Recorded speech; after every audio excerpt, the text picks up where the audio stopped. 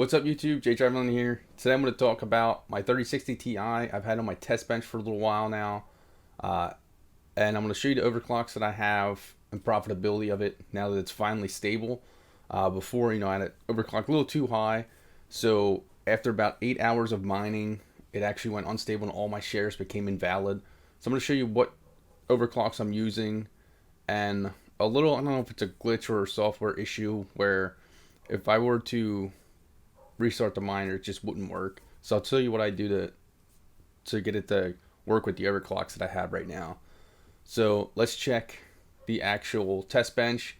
I'll show you the overclocks, what it's hashing at, and what I'm talking about as far as when the miner restarts or if I have to reboot the system. Here is inside the actual test bench. So you can see I'm doing 60% power limit, negative 200 on the core, and I'm doing plus 1250 on the memory. So I'm getting 61.9 mega hash a second consistently, and you can see how long this has been mining for 46 hours. So I'm pushing almost 2 days mining with this. I did get one invalid share, so this is not bad, especially with how many accepted shares that I have. So what I'm talking about with like needing to change things to get this to mine, and I've heard about this on multiple GPUs, not so many the 3060 Ti's, but more the 3070s and a few 3080s. So if I have these overclocks in when I boot the computer and I start the miner, for some reason it just doesn't want to work, and it'll either error or I'll just keep getting invalid shares. So what I have to do is I actually have to set this back. I'll put the memory back to 0, let it mine for a little bit, and then after like 5 or 10 minutes of mining, I'll set my memory overclock back to 1250, and it'll be fine. So I was in some forums and in a couple Discord channels, and one guy did confirm that he had the same issue with a couple of his 3070s. One of his 3070s, which was a Gigabyte brand, he doesn't have the issue with, and also confirmed that he had the issue with a couple 3080s that other people had. So we're getting, like I said, 61.9 mega hash a second. The software is reading 119, 120 watts. At the wall, I'm doing about 164. I did have this on a watt meter for a while. So I'm getting 164 watts at the wall. So we can check some profitability based on my wall usage. But these are the overclocks that I'm using. I'd like to hear what overclocks some other people are using. I think a lot of people I see drop this to negative 500. But it doesn't really change anything. It's like it'll save me some power, maybe a little bit of heat. And then 1250 seems to be the max I could get. Some people I saw running this at plus 1300 memory, but it looks like mine would just start crashing after a while and get incorrect shares. So I left it at plus 1250. So here it is in the miner. I use Ethermine just to show you a little bit. It's the current hash rate, the average, and reported hash rates. So it's earning, according to this, $3.30 per share or per card. Since there's only one card, that's what it would daily generate in USD, and then that's unpaid. But so I mean, now I just wanted to show you in the Ethermine. So this is the pricing of all the cryptocurrencies right now. I mean, Bitcoin's been on a tear, and so is Ethereum. Actually, when I turned my computer on and opened this page, this was actually at 728. So it's gone up a little bit today, just since I booted this up a few minutes ago. So it's going up a tiny bit. I mean, anyone that's been following this lately, Ethereum and Bitcoin has just been going up and up. I also had Ravencoin for a little bit, and I don't see it on here right now, but that's just been pretty crappy for me lately. So here we are in what to mine. So let's put in, we'll say 61. I'm not going to put 0.9. 164 watts at the wall.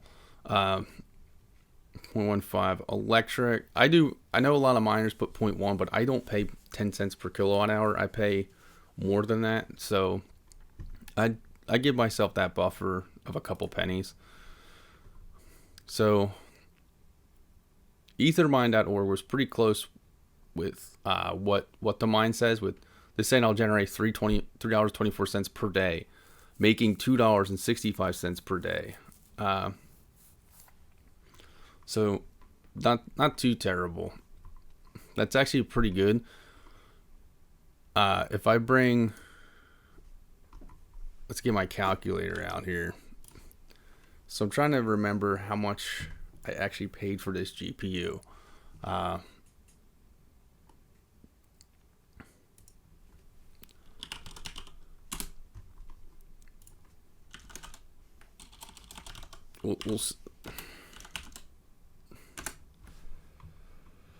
So I have the TUF one, $459.99. So $459.99 times 1.06 because of sales tax, $487. So $487, and we're making